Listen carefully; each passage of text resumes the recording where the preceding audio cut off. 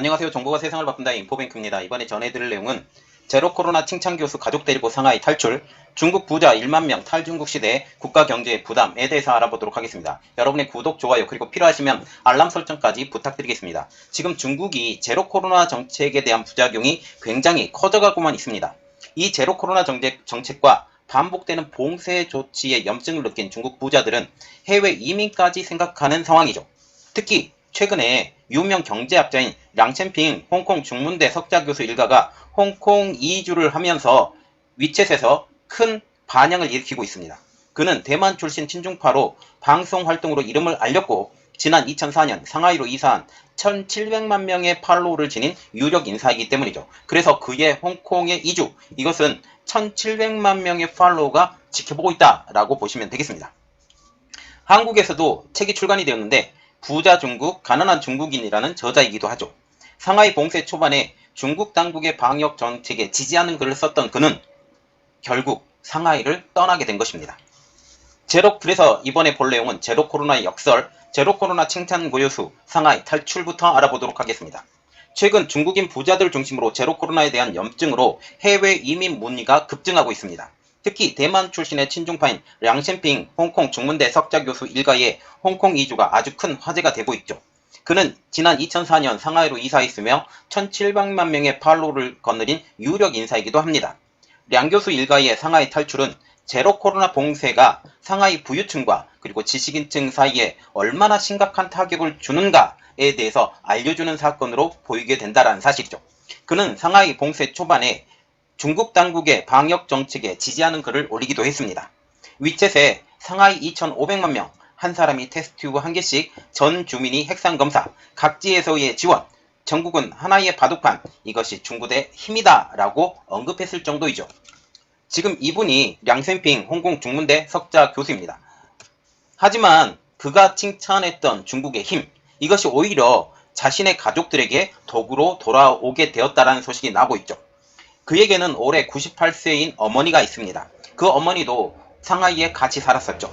그의 어머니는 신장질환을 치료하기 위해서 상하이의 한 병원을 방문했지만 진료도 받지 못한 채 응급실 병원 앞에서 숨진 사건이 발생하게 된 것입니다. 제로 코로나 정책으로 인해서 PCR 검사를 먼저 받아 라고 해서 PCR 검사를 받아서 음성 진단을 받은 후에만 진료를 받을 수 있는데 이 진료를 받을 수 있다는 이 방역 정책 때문에 그의 어머니가 변을 당하게 된 것이죠. 량 교수의 어머니는 PCR 검사를 받았습니다. 그리고 4시간 동안 결과를 기다리는 시간이 필요했어요. 이 기다리는 시간에 응급실 문 앞에서 숨을 거두게 된 것입니다. 량 교수는 위챗에 통제 때문에 어머니의 얼굴도 뵙지 못했다라고 하면서 다시는 이런 비극이 일어나지 않기를 바란다라고 썼습니다. 지금 이렇듯 홍콩의 유명 교수가 상하이에 살았었는데 이 교수마저 상하이에서 다시 홍콩으로 되돌아간 사건이 지금 발생이 된 거죠. 또 하나의 일이 있습니다. 프랑스의 RFA에서는 상하이 고급 레스토랑 2곳을 운영하는 후모 씨의 사연을 전하고 있는데요. 그는 고급 레스토랑 2곳을 2천만 위안, 한국 돈으로 약 38억 8천만 원에 매각하고 이민 변호사와 자산관리 컨설턴트의 도움을 받아서 이민 절차에 들어간 상태다라고 전하고 있죠. 후 씨는 이렇게 말을 하고 있습니다. 어려움이 많지만 캐나다로 이민에 정착하고 싶다. 봉쇄를 시작할 때만 해도 중국에서 가장 발달한 도시 상하이에서 굶어 죽을 지경에 처하리라고는 상상하지 못했다. 슬프지만 지금이 기회다 라고 적었습니다. 자, 그는 상하이 봉쇄 기간 동안 굶어 죽을 정도로 힘들었다라는 사실을 전하면서 그때 당시에 얼마나 통제가 심했는지에 대해서 간접적으로 증거를 하게 되는 것이죠. 중국 공산당의 제로 코로나 정책의 부작용으로 경제적이고 심리적인 피해가 급증하고 있지만 중국 공산당은 이 정책을 바꿀 생각이 전혀 없어 보인다는 것이죠. 일각에서는 리커창 총리가 시진핑의 정책에 비판하여 대항마로 떠오르다라는 말이 들리기도 하지만 그는 내년에 은퇴를 준비하는 한 명의 정치일 뿐입니다. 그가 마지막에 가는 길에 나도 이러한 정치를 했어, 이러한 말을 했어 라고 족적을 남기고 싶어 해서 지금 시진핑에게 대항을 하는 거예요. 결국은 내년에 은퇴를 하는데 은퇴하기 전에 이렇게 한 발 싹 말하고 떠나게 된다라는 그런 사실이죠. 그는 시 주석의 결국 그래서 중국 전체는 시 주석의 뜻대로 제로 코로나 정책이 유지될 것으로 보이는 것은 자명한 사실이죠. 대항마로 불렸었던 리커창 총리마저 그가 말년이기 때문에 힘이 없다라는 사실을 우리가 인식해야 된다는 사실이죠. 시 주석은 코로나 발생지인 우한과 신장 위구르 지역을 방문한 자리에서 제로 코로나 정책을 계속 유지할 것이라고 밝힌 바가 있습니다. 현재 중국의 41개 도시에서 전면 혹은 부분 봉쇄가 시행되며 약 2억 6천만 명 이상에게 이 제로 코로나 정책 그리고 방역 봉쇄 정책에 영향을 받고 있습니다. 이는 중국 국내 총생산의 22.8%에 해당하는 인구가 이 제로 코로나 정책에 직접적인 영향을 받게 된다는 사실이죠. 이렇듯 도시 봉쇄가 장기화가 되면서 지금 상하이와 베이징의 도시 봉쇄화는 풀렸어요. 풀린 상황임에도 불구하고 그거는 세발의 피라는 사실이죠. 물론 상하이와 베이징이 가장 큰 영향을 미치지만 다른 지방들도 지금 제로 코로나 정책을 인해서 봉쇄가 지금도 이루어지고 있다라는 그런 거죠. 그러면서 경제가 받는 타격도 뚜렷해져 가고 있습니다. 중국 국가통계국에 발표한 2분기 4월에서 6월달 GDP 성장률은 전년 동기 대비 0.4%, 경제수도 상하이 2분기 GDP 성장률은 마이너스 13.7%로 급락해서 이제 플러스였던 것이 마이너스로 전환이 되었다라는 것이죠. 결국은 2개월간의 상하이 봉쇄가 이 가장 큰 영향력을 미쳤다라고 보면 되겠습니다. 중국의 소셜미디어에서도 최근 증가한 실업률, PCR 검사 비용 등을 제시하며 가혹한 방역 정책, 이것으로 인하여 일자리도 없어지고 식료품난도 계속되고 있다고 비난을 퍼부어지고 있는 상황이죠. 이러한 가운데 부유층을 중심으로 이민 문의가 늘어가고 있습니다. 중국 당국은 이러한 주민들의 해외 이민 정책을 막으려고 하고 있죠. 이민 전문 변호사들은 지난 수개월 동안 여권 교부 기간이 늘어났다며 당국의 서류 심사가 더 까다로워졌다고 전하고 있습니다. 하지만 부유층의 중국 이탈은 이미 거슬 수 없는 대세로 보여지고 있다는 사실이죠. 블룸버그 통신에 따르면 약 480억 달러, 약 62조 원의 자산을 보유한 중국 부자 1만 명이 중국을 빠져나갔거나 해외 이주에 시도를 하고 있다라고 전하고 있죠. 그래서 이번에 알아볼래요. 중국 부자 1만 명 탈중국 시도, 중국 경제의 부담에 대해서 두 번째로 알아보도록 하겠습니다. 중국에서 1만 명에 달하는 부자들이 해외 이민을 준비하고 있다는 소식이 전해지고 있습니다. 19일 블룸버그는 영국 투자 이민 컨설팅 업체인 헬리언 파트너스의 보고서를 인용해서 중국에서 다른 나라로 이민을 원하는 부자들이 1만 명에 이른다고 보도를 했죠.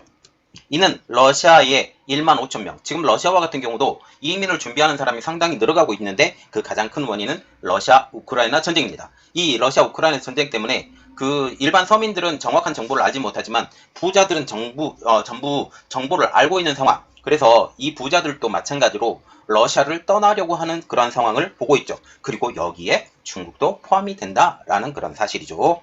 업체는 이들 모두가 이민에 성공했을 경우, 그럴 경우는 거의 없지만 만약 전부가 이민을 성공했다라고 했을 경우 480억 달러, 약 63조 원이 중국에서 이탈될 것으로 추산하고 있습니다. 자, 이게 블룸버그가 지금 얘기하고 있는 건데요. Rich Chinese worth 48 billion want to leave, but will she let them? 이렇게 말을 하는데 지금 480억 달러가 이탈할 중국인 때문에 이탈할 것이다. 그러나 시 주석은 이 사람들 가게 할 것이냐? 라는 그런 내용이죠. 이게 블룸버그 통신입니다. 지금 중국의 이민을 원하는 사람들이 가장 가기를 원하는 곳은 미국, 싱가포르, 호주, 캐나다, 그리고 유럽 등입니다.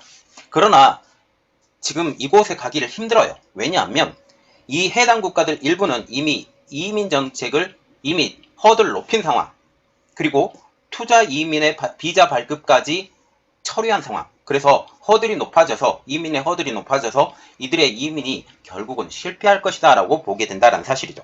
이에 한 금융 전문가는 이 미국, 싱가포르, 호주, 캐나다, 유럽 이것을 제외한 스페인, 포르투갈, 아일랜드와 같은 이민 조건이 절 까다로운 국가들이 향후 인기를 얻을 것. 유럽에서도 지금 스페인, 포르투갈, 아일랜드 이러한 것이 향후 인기를 얻을 것이라고 지금 전망하고 있습니다. 블룸버그는 중국 부자들이 이민을 결심한 가장 큰 이유에 대해서 이렇게 말을 하고 있는데요.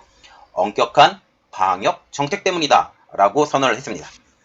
중국의 이민 컨설턴트와 변호사들은 블룸버그에 상하이가 봉쇄된 2달 동안 투자 이민 관련 문의가 작년 같은 기간보다 3배에서 5배가량 증가했다라고 말을 하고 있죠.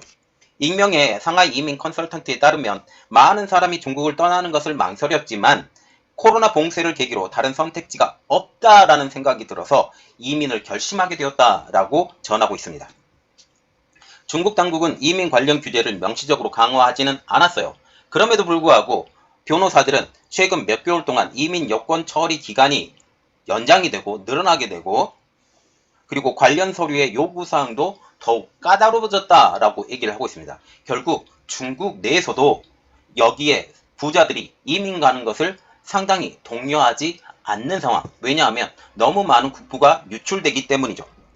실제로 중국 당국은 2020년 말부터 코로나19 방역을 이유로 국민들에게 모두 해외여행을 자제할 것을 요구해 왔습니다. 올해 5월 중국 공안부 산하 이민관리국은 불필요한 해외여행을 엄격히 제한하고 출입국 서류 승인을 강화할 것이라고 밝힌 바가 있죠. 이렇게 중국에서 외국에 가게 되면 여기에서 처리하는 사람들이 또 이민을 준비하는 그런 것들이 여러 가지가 있기 때문에 이러한 것들이 많이 어렵다라고 보게 된 거죠. 그래서 아예 나가는 것 자체를 금지시키는 이러한 일들이 벌어지게 된 것입니다. 또한 익명의 은행 관계자 7명은 블룸버그의 해외 송금에 대한 문의도 기하급수적으로 증가하고 있다. 이제 불법적으로 해외 송금하는 사례가 점점 늘고 있다라고 보게 되는 거죠. 중국 당국은 1인당 연간 해외로 송금할 수 있는 최대 금액을 5만 달러, 약 6,500만 원으로 제한하고 있습니다.